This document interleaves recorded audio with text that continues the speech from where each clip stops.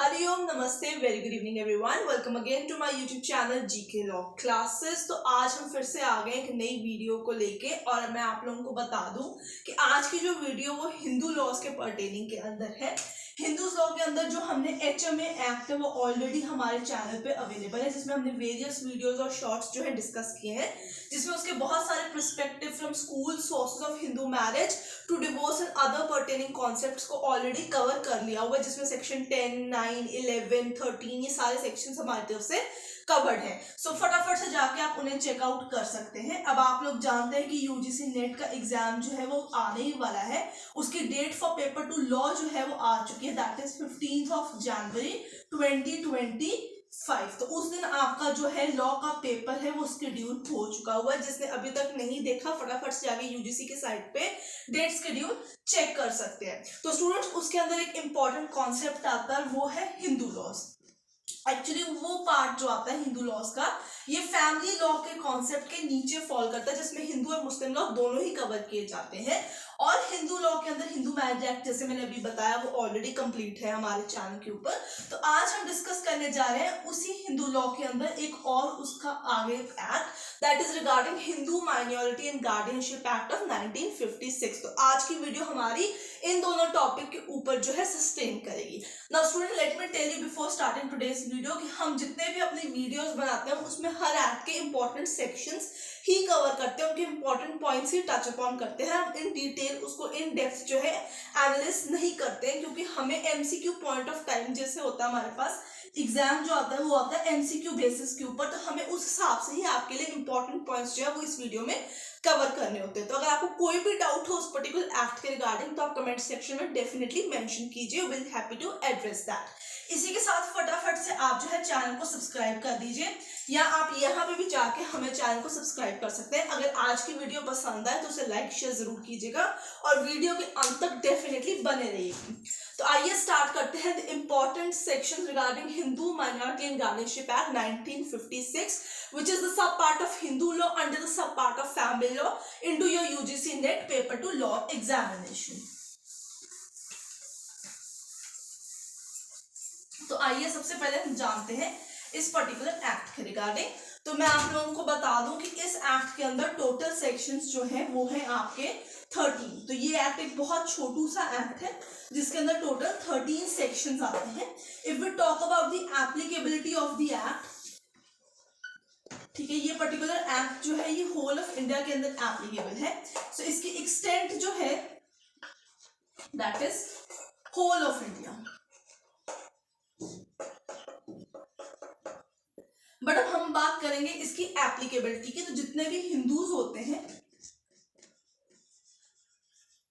उनके ऊपर ये एक्ट जो है एप्लीकेबल होता है।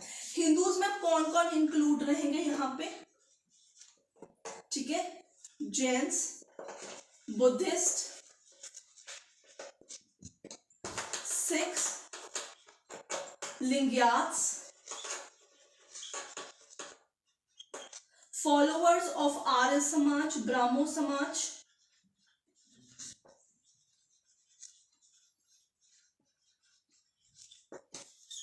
एंड ब्राह्मो समाज।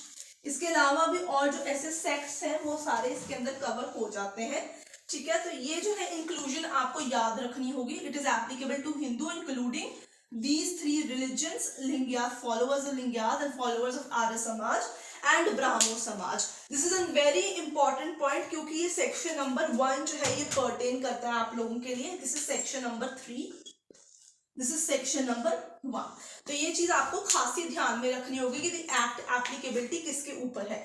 इसके अलावा जो यहाँ पे चीज आपको ध्यान में रखनी होगी, आई होप आपने सारा कुछ पेन डाउन कर लिया होगा, नहीं किया तो फटाफट से वीडियो को पॉज कीजिए, इसे पेन डाउन कर लीजिए। सेक्शन नंबर 3, इसका आगे ये पार्ट है सेक्शन नंबर 1, ठीक है।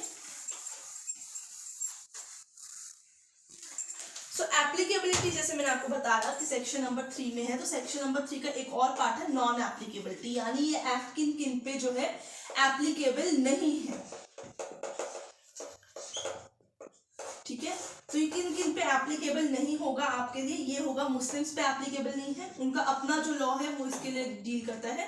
Then you have your Christians, ठीक है।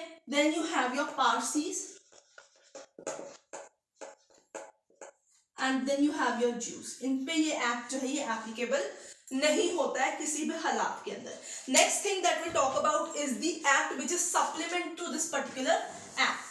तो एक ऐसा भी एक्ट है जो इस एक्ट का सप्लीमेंट है, इसको डेरोगेट नहीं करता है किसी भी तरीके से, कोई भी प्रोविजंस को हार्म करने की कोशिश नहीं की जाती। जब हिंदूज जो है वो इस पर्टिकुलर एक्ट से उनकी माइनॉरिटी और गार्डियनशिप के लिए डील होते हैं, बट जो बाकी रिलीजन जिन पे ये एक्ट एप्लीकेबल नहीं होता वो किस एक्ट के नीचे फॉल कर जाता है, तो हम उसकी बात करेंगे। That is section number 2 supplement act. तो सप्लीमेंट एक्ट देखेंगे कौन सा है। अगर मुस्लिम, क्रिश्चियन, पारसी, जूस में अगर माइनॉरिटी या गार्डियनशिप के रिगार्डिंग है तो कोर्ट कौन से एक्ट को कंसिडर करेगा, तो वो होगा आपके पास गार्डियन एंड वार्ड्स एक्ट। ठीक है। इन केस अगर जो है बच्चा जो है मदर फादर दोनों अलग अलग रिलीजन के भी हैं तो in that case also guardians and wards act of 1890 ही कंसिडर वहां किया जाएगा। ये चीज आपको ध्यान में रखनी होगी इस चीज के अंदर। Now we come to another question that is age of majority. Minority का तो मतलब वो जो बच्चा 18 साल से कम उम्र का है, but age of majority, this is an important question. इस चीज पे आपका काफी फोकस होना चाहिए क्योंकि ये भी आपसे पूछ लिया जा सकता है एग्जाम के अंदर। For all the general purposes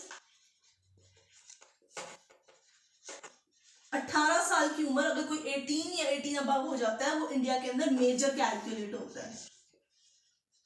ठीक है, ठीक है। अगर in case he is under a guardianship, यानी उसके पेरेंट्स नहीं है, नेचुरल गार्डियंस नहीं है, वो किसी की देखरेख के नीचे है, कोर्ट ने उसका कोई गार्डियन अपॉइंट किया हुआ है, so in the case of guardian, ठीक है, अगर वो गार्डियनशिप के नीचे है देन वो कब अडल्ट माना जाएगा, 21 ईयर्स का जब होगा तब उसे अडल्ट कंसिडर किया जाएगा। तो 21 साल तक जब तक नहीं होगा तो वो गार्डियनशिप के नीचे होगा।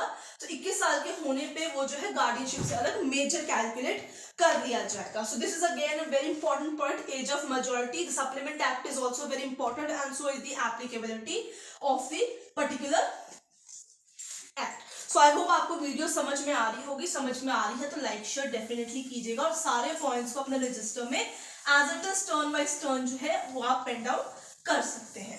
आगे चलते हैं, इंपॉर्टेंट सेक्शन अगला कंसिडर होगा सेक्शन नंबर 4B।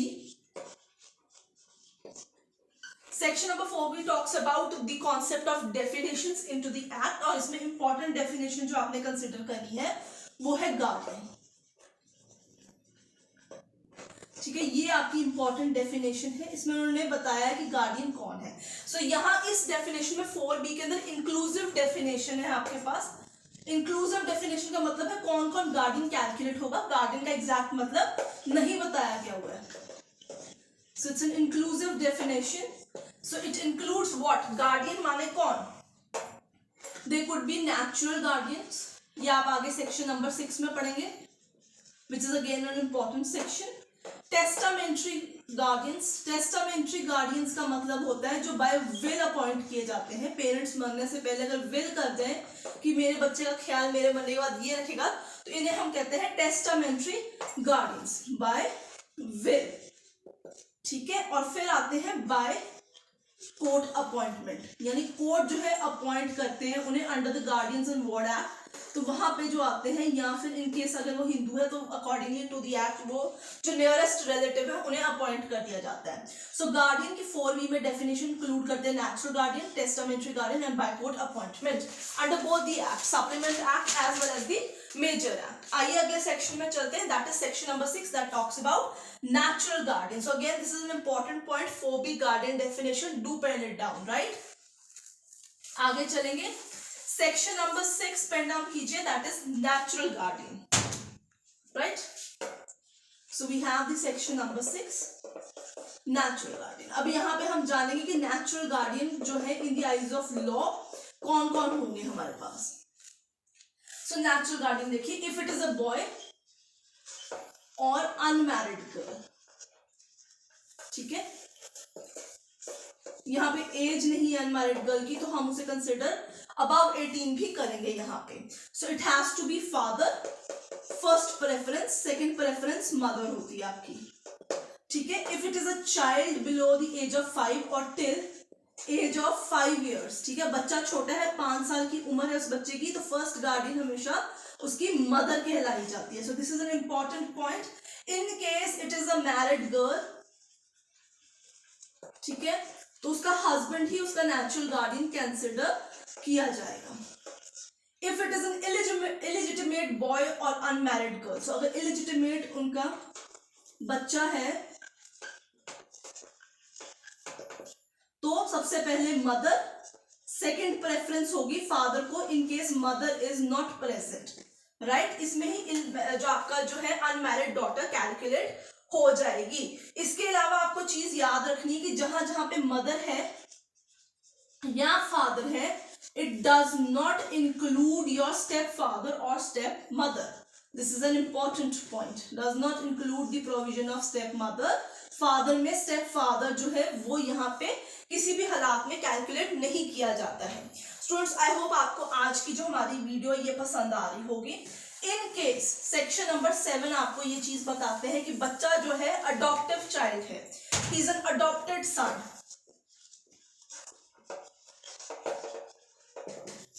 उसका नेचुरल गार्डियन कौन होगा? In that case adoptive father first preference होगी, followed by adoptive mother, right students.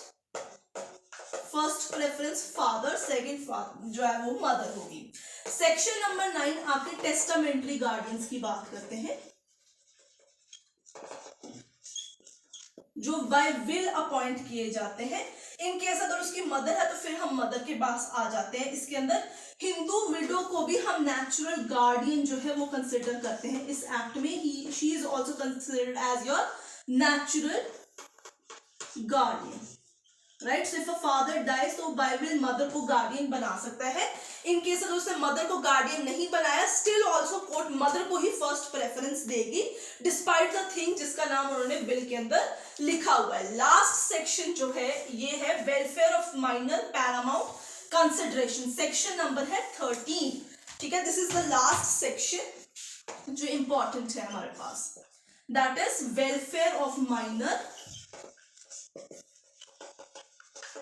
ठीक है, इज पैरामाउंट कंसिडरेशन। सो उस बच्चे का वेलबींग जो है, उसकी जो केयर है वो कोर्ट की फर्स्ट प्रायोरिटी होगी। इफ वाइफ जो है वो जिंदा है फादर के बाद, अगर उसने विल भी की है, देन ऑल्सो वाइफ को ही फर्स्ट प्रेफरेंस देंगे।